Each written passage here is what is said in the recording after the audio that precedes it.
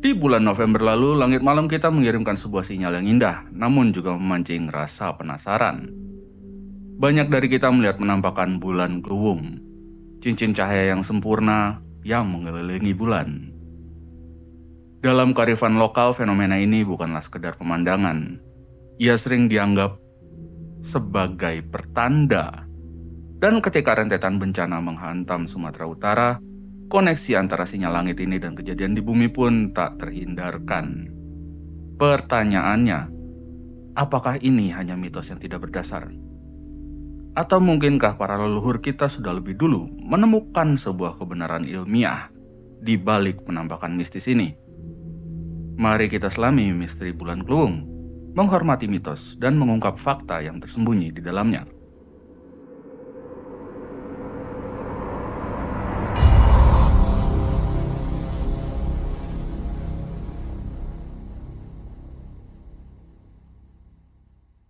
Selamat malam wahai para penunggu Kamar Angker. Gue Dimas, host dari Kamar Angker. Dan selamat datang di Meet the Myth, di mana kita akan membahas semua hal berbau supernatural yang ada di Indonesia maupun di mancanegara. Dalam bahasa Jawa, Kluwung berarti pelangi. Dan inilah nama yang dipakai untuk fenomena bulan cincin. Bukan hanya indah tapi penuh makna.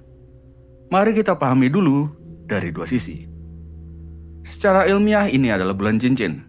Ilusi optik yang terjadi karena pembiasan cahaya bulan oleh kristal-kristal es heksagonal yang ada di awan tinggi, yaitu awan Sirius. Kristal ini membelokkan cahaya pada sudut 22 derajat, menciptakan cincin sempurna yang kita lihat.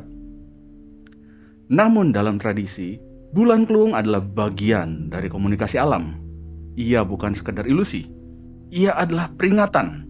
Dan kepercayaan ini yang sudah ada selama ratusan tahun patut kita eksplorasi.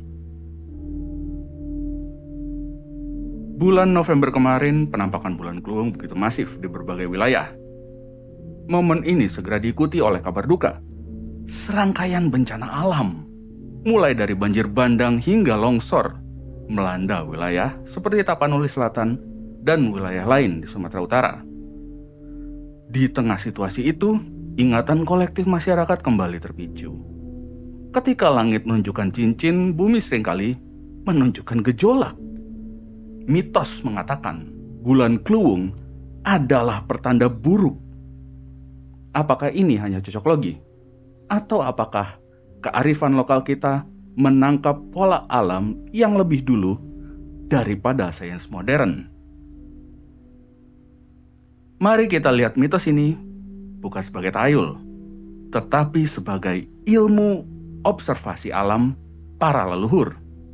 Di budaya manapun, fenomena langit selalu dihubungkan dengan cuaca atau pertanian. Mengapa bulan Kluwung sering diartikan sebagai pertanda perubahan atau bahkan datangnya malapetaka? Karena pada dasarnya, ia adalah sinyal cuaca. Awan Sirius yang mengandung kristal es pembentuk halo seringkali merupakan lapisan awan pionir. Mereka adalah penanda bahwa sistem cuaca besar sedang bergerak maju. Awan Sirius biasanya mendahului front cuaca yang membawa kelembapan tinggi dan yang paling penting, curah hujan ekstrim. Inilah titik temunya, koneksi yang menghubungkan mitos ke sains. 1. Awan Sirius tiba. Penampakan bulan Kluwung berarti awan Sirius yang membawa kristal es sudah mencapai ketinggian sekitar 6 hingga 12 km di atas kita. 2. Pergerakan yang namanya front.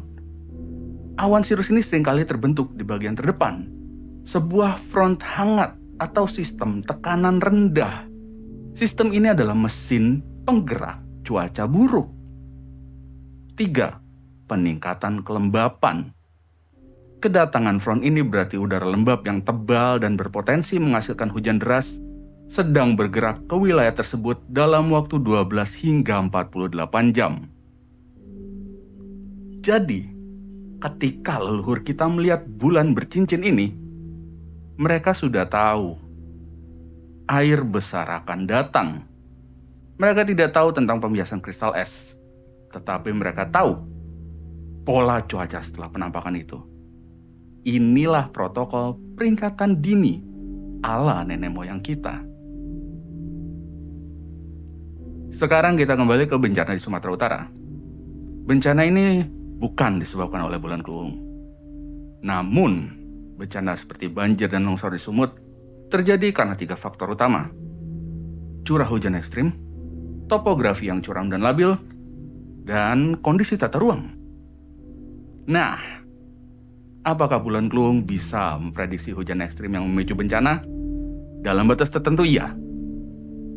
Jika bulan Kluwung terlihat, ini adalah indikasi kuat bahwa massa udara lembab dan sistem tekanan rendah sedang bergerak, membawa potensi hujan lebat. Di wilayah seperti Sumatera Utara yang memiliki topografi rentan longsor, hujan lebat setelah penampakan bulan Kluwung bisa memicu bencana. Mitos pertanda buruk ini sebenarnya adalah peringatan untuk bersiap menghadapi datangnya hujan besar yang berpotensi merusak. Ini mengajarkan kita pelajaran penting.